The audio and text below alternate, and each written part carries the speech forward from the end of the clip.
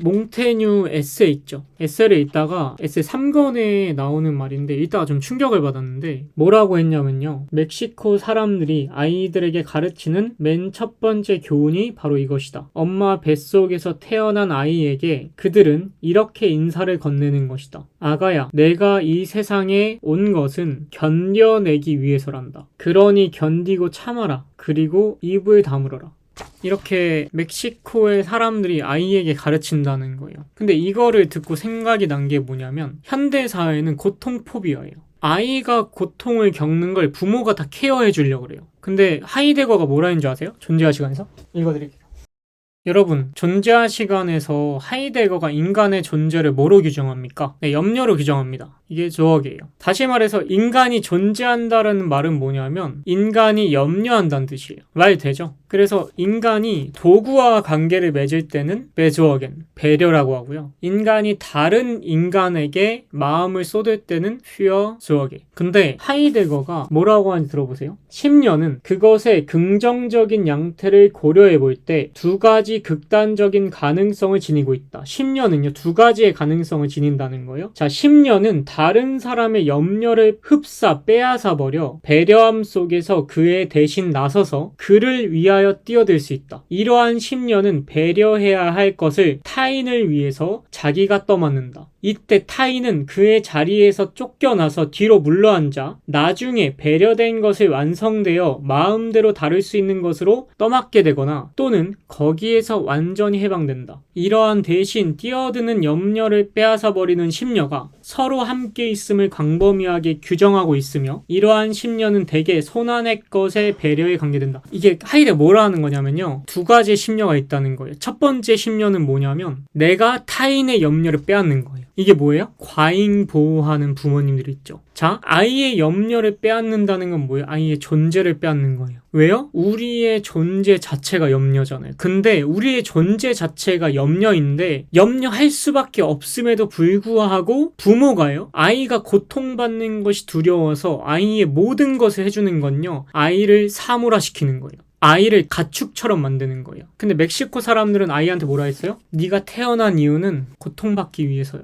너가 태어난 이유는 견디기 위해서요. 이 세상에서의 고통 필연적이야. 고통 당연히 있어. 사회생활 하면서 인간관계 속에서 물리적이든 정신적인 고통 존재해. 근데 그건 너의 것이야. 이 세상에 고통이 존재해. 너는 견디기 위해서 태어났어. 이게 뭔지 아세요? 난 너의 존재를 빼앗지 않겠어. 왜? 이 세상에 원래 고통이야. 이게 고대인들의 사유였단 말이에요. 지금은 어때요? 고통 포비아예요. 여러분, 바울이나요, 예수님의 제자들이요, 상황이 좋아서 기쁘다고 했나요? 바울이 뭐라 했어요? 난 항상 기쁘다. 이 항상 기쁘다는 말이요, 고통이 없다는 소리가 아니에요. 고통 중에도 있다고, 기쁨이. 고통 속에서도 세상에 줄 수 없는 기쁨이 있다고. 그거를 바울이 말한 거예요. 바울이 풍족했나요? 아니에요. 고통스러웠어요. 근데 기뻐한 거예요. 기독교는 고통을 없애라고 말하지 않아요. 고통 속에 신과 마주하라고 하지. 근데 지금은 어때요? 고통이 혐오스러운 거예요. 고통이 없어야 돼요. 괴로운 게 없어야 돼. 정신적인 힘든 게 없어야 돼. 애들이 고통에 대한 면역이 없어요. 어린애들이. 어렸을 때부터 고통을 막거든요. 염려를 막거든요. 다 해주거든요. 그러니까 나이가 먹어서요, 고통과 마주했을 때 못 견뎌요. 왜요? 고통은 나쁜 거니까요. 근데 아니에요. 원래 고통스러워, 이 세상은요. 이 세상은 원래 끔찍해요. 고통을 뭐로 바꿀 수 있어야 돼요? 기쁨으로. 고통을 받을 때, 아, 내가 이렇게 고통스러운데 이걸 어떻게 기쁨으로 바꾸지? 고통을 흘려보내는 것도 연습해봐야 되고, 고통을 맞았을 때 고통스러워하는 것도 해봐야 되고, 고통을 받았을 때 그 고통을 또 다른 방향으로 탁 틀어서 기쁨으로 만드는 것도 연습해봐야 돼요. 그래서 한병철 교수님이 쓴 게 고통 없는 사회예요. 이 사회는 고통을 싫어해요. 한 구절을 읽어드릴까요? 여러분, 사유는 언제 시작되나? 고통 때문에 시작돼요. 고통이 없으면 사유하지 않습니다.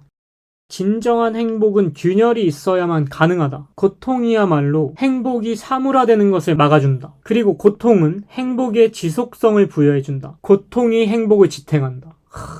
자, 또 읽어드릴게요. 긍정심리학의 행복 임무는 약품으로 만들어낼 수 있는 지속적인 안락함의 오아시스와 자매 관계를 맺고 있다. 이게 뭔가 여러분? 항정신성 약물들 있죠? 그게 뭐를 없애요? 고통을 없애요. 삶을 어떻게 만들어요? 식물인간처럼 만들어버려요. 고통이 정화한다는 사실은 잊혀진다. 고통은 카타르시스적인 작용을 한다. 만족 문화에는 카타르시스의 가능성이 빠져있다. 그 결과 우리는 만족 문화의 표면 아래쪽에 쌓이는 긍정성의 찌꺼기에 에워싸여 질식한다. 행복에 질식한다는 거예요. 여러분, 한병철 교수님이 쓴 책이 그거죠. 서사의 종말이죠. 서사는 뭐죠, 여러분? 고통을요, 의미로 바꿔요. 그게 서사의 힘입니다. 나가지온이거든요. 독일어로. 나레이션이에요. 뭐를 만들어내요? 의미를 만들어내요. 꿈꾸는 자 요셉이 형들한테 팔려서 노예로 팔려가요. 이집트로. 그 요셉을 살게 한 건 뭐예요? 이야기였어요. 어떤 이야기죠? 요셉이 꿨던 꿈이에요. 그 꿈이요, 요셉을 살게 했습니다. 언젠가는 나의 형제들이 나를 둘러싸고 나에게 절할 것이다. 그리고 제가 어떤 여자분을 만났는데 남편이 엄청 고통스럽게 했어요. 평생 술 때문에 걱정 끼치고 여러 문제를 일으킨 거예요. 그래서 결혼 생활 자체가 너무 끔찍했대요. 저한테 뭐라 한 줄 아세요? 근데 이게 하나님의 계획이더라. 이게 뭐예요? 이야기. 보세요. 그 이야기 하나 때문에 이 전까지 있었던 모든 고통스러운 일들이 정당화돼요. 이게 정신승리다, 가스라이팅이다 해도 상관없어요. 왜요? 그 이야기가 그를 구했거든요.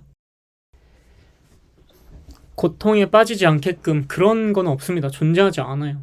그쵸, 없어도 될 고통이 너무 많지 않은데 에바님도 누군가에겐 고통을 줄 거예요. 의도하지 않아도. 여러분, 이런 거 있죠. 제가 가끔씩 알고리즘에 떠서 봤는데 그 박이 씨랑 송지은 씨 결혼하셨잖아요. 여러분, 그 영상 보면서 박탈감 느낀 사람 있을까 없을까요? 널렸어요. 그럼 그 사람들의 행복이 고통을 주는 거예요. 이건 어떻게 해요? 여러분의 삶이 누군가의 고통이라니까요? 저도 마찬가지예요. 제 삶이 누군가에겐 고통이에요. 제가 여자친구랑 재밌게 노는 그 사진이나 이런 이야기 자체 고통인 사람도 있어요. 삶은 고통이에요. 이거 베이스로 인정해야 됩니다. 뭐 TV에서 어떤 사람이 연애한다 하면 고통을 느껴요. 어떤 사람은 실제로 박탈감도 느껴요. 우리 모두 어떤 사람에겐 고통이에요. 여러분, 제가 갑자기 여러분 저 후원받아서 타워팰리스 들어갑니다. 저 여러분 페라리 샀습니다. 여러분 어떨 것 같아요? 이런 사람이 있겠죠.